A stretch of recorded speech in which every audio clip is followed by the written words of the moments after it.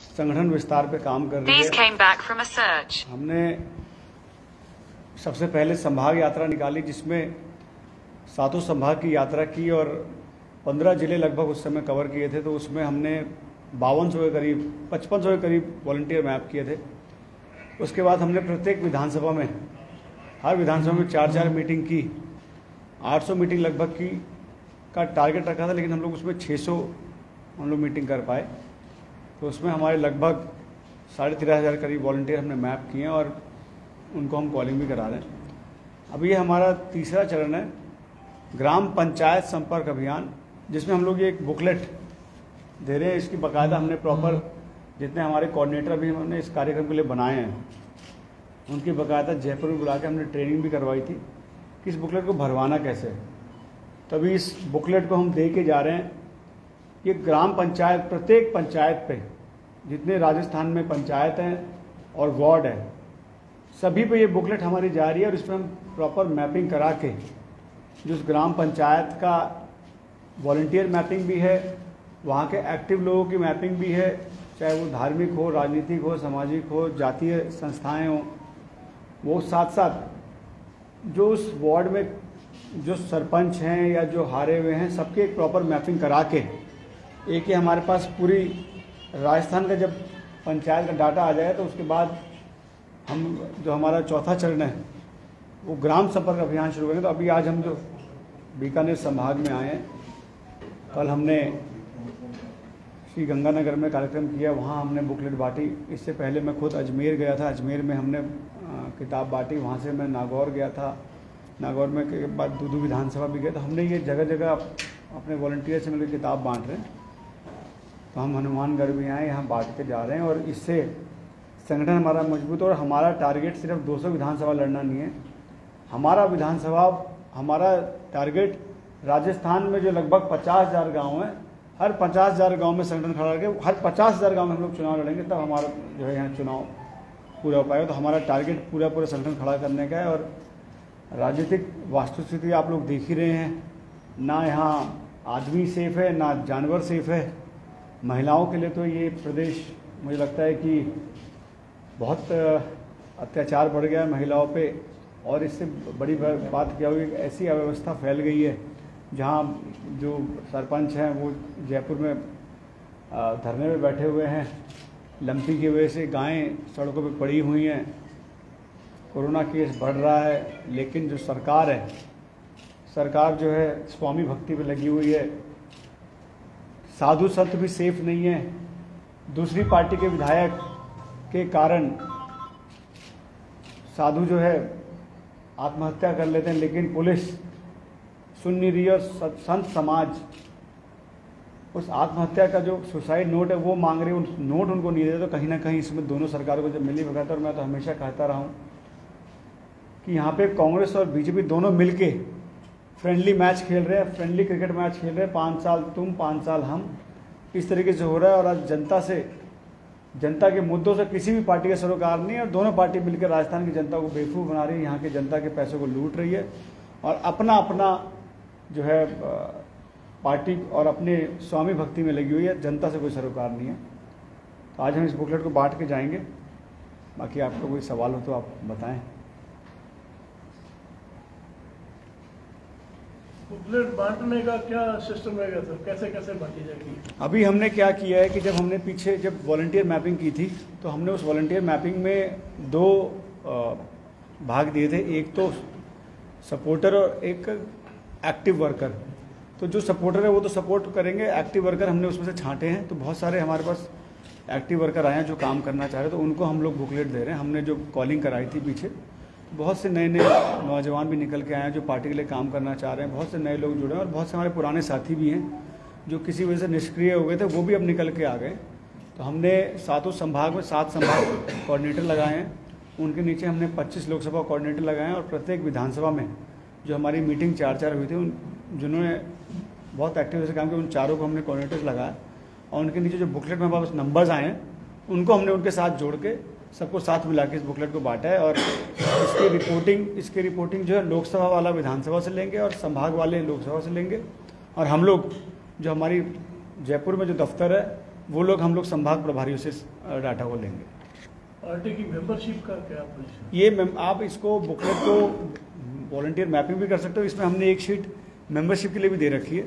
अगर कोई मेंबर बनना चाहता है तो इसमें साथ साथ जुड़ता जाएगा।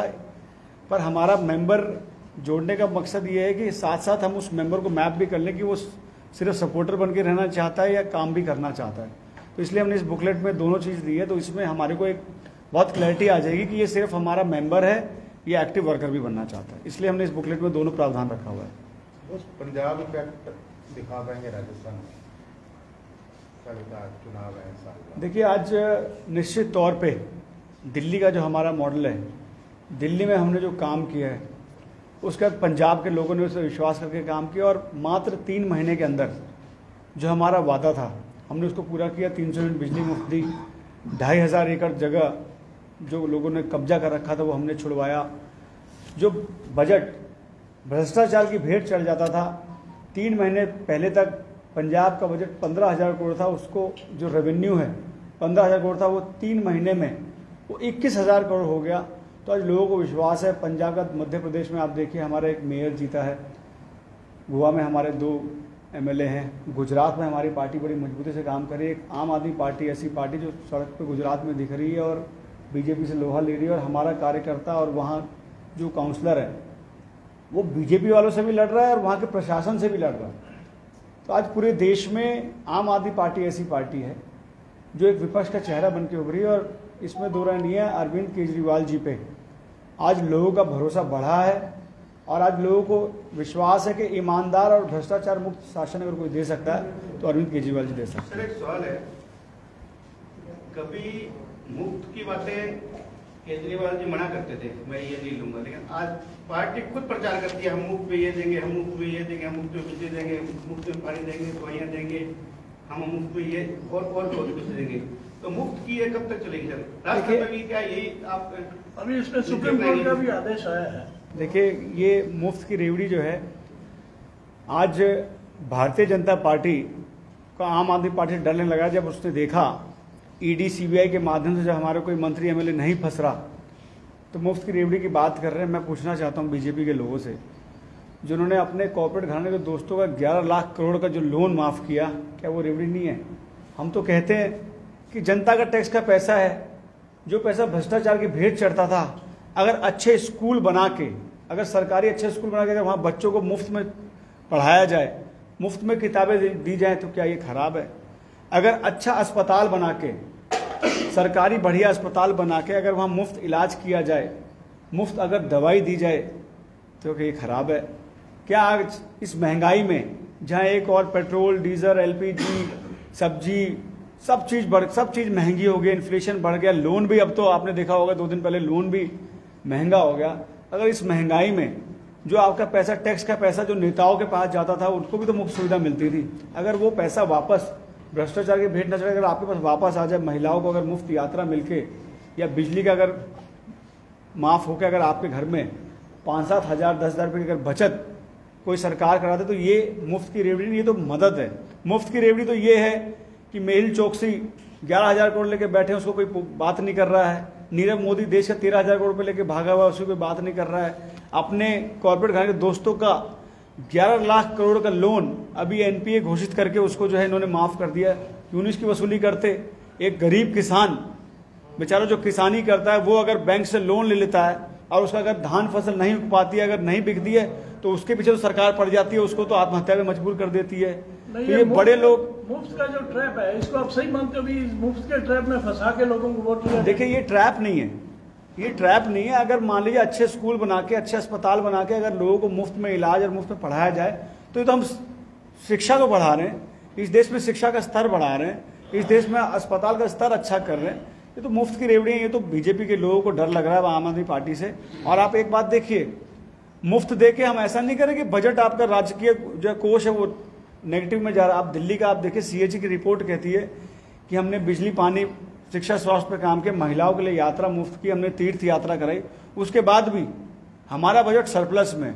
तो सिर्फ ये नेक नियत और ईमानदारी से हो सकता है। और ये रेवड़ी अगर लोग कहते हैं, भाजपा लोग रेवड़ी लगता है तो उनको लगता है, लेकिन हम इसके साथ हैं और हमारी सरकार आएगी, हम निश्चित तौर पे अच्छे अस्पताल बनाएंगे, अच्छे स्कूल बनाएंगे, बिजली मुफ्त मिल सकते होंगे। और भाजपा वाले अगर आप रेवड़ी की बात कर रहे हैं तो इससे पहले चुनाव में उत्तराखंड में भी भाजपा ने प्रॉमिस किया था, कर्नाटका में भी ये प्रॉमिस किया था, हिमाचल प्रदेश में इनकी सरकार जो है विधानसभा में लेके आई, राजस्थान में आपकी जो है कांग्रेस की सरकार 50 यूनिट की बात जो है लेके आई।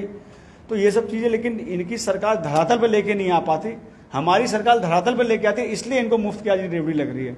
आज मिड डे मील अगर बच्चों को मिल रहा है तो ये मिलना चाहिए भाई। गरीब के बच्चे स्कूल में जा रहे हैं, उसको मिड डे मील मिल रहा है तो क्या खराबी है इसमें? तो ये सब तो मिलना चाहिए। उनका पैसा है, उनका टैक्स का पैसा है, कुछ चंद घरानों में बांटने तो अच्छा है, वो गरीबों को मिल जाए।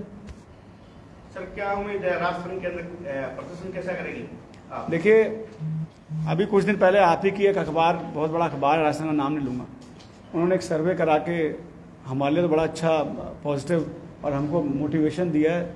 हमें तो लग रहा है कि राजस्थान में 1978 के बाद दोनों कांग्रेस और बीजेपी मिलकर सरकार बना रहे हैं, और दोनों पार्टी के जो अभी सर्वोच्च नेता हैं, दोनों ने मिलकर ना अपनी पार्टी से किसी नेता को भरने दिया, न तीसरी पार्टी को यहाँ भरने दिया।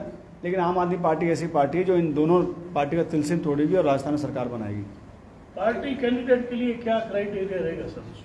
अभी चुनाव दूर है, अभी तो हम संगठन पर जोर दे रहे हैं। जब चुनाव आएगा तो पार्टी क्राइटेरिया बता देंगे। हाँ, पहला क्राइटेरिया भ्रष्टाचार मुक्त हो, उस पर कोई भ्रष्टाचार का कोई दाग नहीं होना चाहिए, ईमानदार होना चाहिए, ये सबसे बड़ा क्राइटेरिया। और दूसरा, जिस क्षेत्र में से चुनाव लड़ना चाह रहे हैं कम से कम वहाँ एक्टिव हो, वहाँ के लोग उसको जानते हो, वहाँ के लोगों के लिए वो काम कर रहा हो, वहाँ के लोगों के साथ जुड़ा हुआ हो, और उस क्षेत्र में लोगों के साथ जुड़ के उसने काम किया हो, तो निश्चित तौर पे जो है वो क्राइटेरिया तो हम देखेंगे। सर, पंजाब में आम आदमी पार्टी की सरकार है, 9,000 कुछ एकड़ सरमाएदारों से छुड़वाई है, लेकिन 65,000 किसान ऐसे पीड़ित हैं जो किसी को हिस्से ठेके देते हैं, कब्जा करे बैठे हैं, तो वो कब छुड़वाएंगे आम आदमी? देखिए, अभी हमारी सरकार बनी है, आपने देखा होगा परसों भी कुछ किसान जो है धरने में बैठने जा रहे थे, हमने उनको मुआवजा दे के हमने उनको किया। हम इसके लिए बहुत सीरियस हैं, और ये 70 साल 75 साल का जो बीमारियां हैं वो 3 महीने में ठीक नहीं हुआ करती। अभी हमारी सरकार वहाँ काम कर रही है, और जो भी वहाँ के लोगों को सुविधाएं दे सकते हैं या जो दिक्कतें लोग फेस कर रहे हैं, सरकार अपनी जमीन तो छुड़ा रही है, लेकिन आम काश्तकारों की तो नहीं। जो सरमाएदारों ने, रसूखदारों ने कब्जे कर रखे हैं वो तो नहीं। अभी जो आप देखिए, जो जमीन छुड़वाया है वो रसूखदारों का छुड़वाया। कोई सांसद था, कोई विधायक था जिन्होंने जमीन कब्जा करी, हमने उनके छुड़वाए, इनके भी करवाएंगे। आप समय देंगे, थोड़ा समय दीजिए, हम सारे जमीन छुड़वा। एक बार अखबार में भी 65,000 किसान पीड़ित है, वो जो बेनामी संपत्ति से हैं या नजायज कब्जा करी बैठे हैं, तो उनके लिए कोई रास्ता निकाल सकते हैं। सरकार अपना तो छुड़ा रही है, लेकिन आम जनता का तो नहीं छुड़ा रही है। जो कंपनी आप मान साहब तक पहुंचाओ या केजरीवाल तक पहुंचाओ, ये मुद्दा मेन है, और ये समस्या यहाँ भी है। वो नियम सभी जगह लागू होगा। नहीं, निश्चित तौर पर जो कंप्लेंट्स आएगी, जो आएगा इस तरीके का संज्ञान में आएगी, उस पर भी हम लोग काम करेंगे। हमने संज्ञान देने के लिए मैं आपसे मानगढ़ की सबसे बड़ी समस्या है पंजाब से बहुत दूषित जल की। पंजाब की जो फैक्ट्रियों का, जो लुधियाना की साइड फैक्ट्रियां, उनका गंदा जो पानी होता है वो नहर में डाला जाता है, जो कि हमारे तक आता है। इंदिरा गांधी के अंदर काफी प्रयास हुए, कांग्रेस के टाइम में भी प्रयास हुए, लेकिन कभी हुए नहीं। क्या आम आदमी पार्टी इस समस्या का समाधान कर पाएगी? देखिए, इसमें पॉलिटिकल विल की कमी थी। आप देखिए, इससे पहले यहाँ भाजपा की सरकार थी, तो वहाँ पर शिरोमणि अकाली दल और भाजपा दोनों की मिल की सरकार थी। वर्तमान में कांग्रेस की यहाँ सरकार है, और इससे पहले पंजाब में कांग्रेस की सरकार थी। अगर ये करना चाहते तो अभी तक कर चुके थे। सिर्फ और सिर्फ ये चुनाव में इस्तेमाल करने के लिए ये सब बातें हैं। मैं आपको इतना विश्वास दिला रहा हूँ कि पंजाब में हमारी सरकार है, यहाँ हमारी सरकार बनेगी, निश्चित और उसमें करेंगे। और वर्तमान में जो हम लोग कर रहे हैं, पंजाब में नहरों की समस्या बहुत ज़्यादा है, जिसमें दूषित पानी आ रहा है। अभी आपने देखा हो, एक अंतर्राष्ट्रीय प्रतिनिधि मुख्यमंत्री श्री भगवंत मान जी से मिला था, और उस पर हम लोग चर्चा कर रहे हैं कि कौन सी टेक्नोलॉजी इस्तेमाल करें ताकि काम पुख्ता और पक्का हो। ये ना हो कि लोगों के आंख में धूल झोंकने की बात हो जाए, सिर्फ अभी हम बात करें और वो ना हो। तो अभी हम टेक्नोलॉजी पे बात कर रहे हैं। बहुत सारी इंटरनेशनल कंपनी भी आई जिन्होंने विदेशों में बहुत बड़े बड़े नहर साफ किए, उनसे हमारी सरकार बात कर रही है। तो जो टेक्नोलॉजी पसंद आएगी उस पर हम इस पर भी बात करेंगे। और इस पर मेरी पर्सनली मुख्यमंत्री साहब से बात हुई थी, और उन्होंने मुझे ये आश्वस्त किया था कि इसका हम कॉस्ट निकलवा रहे हैं, कि ये जो हम नहर सफाई कराएंगे इसका कॉस्ट, क्योंकि किसी भी के लिए बजट एक्यूमुलेट करना पड़ता है।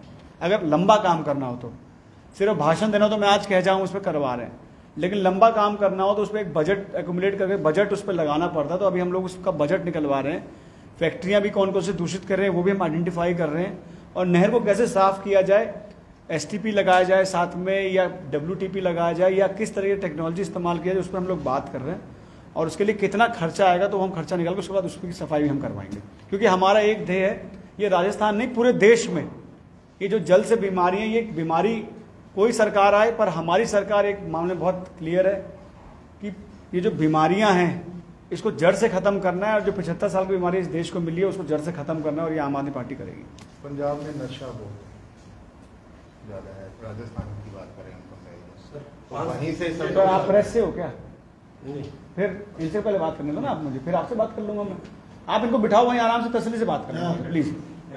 तो वो पंजाब से अधिकतर नशा यहाँ है, उसके लिए अगर पंजाब में ऐसा कुछ। देखिए अभी मैं आपको एक बात बताऊँ, आंकड़े आपके पास वैसे मेरे से ज़्यादा होंगे, पर अभी हमने पंजाब में जो ड्रग तस्कर और जो हमने टाइट किया, हमने कसा वहाँ से गंजा, एक हमने एंटी टास्क फोर्स बनाई, और अभी आप देख रहे हैं वहाँ काम भी कर रहे हैं।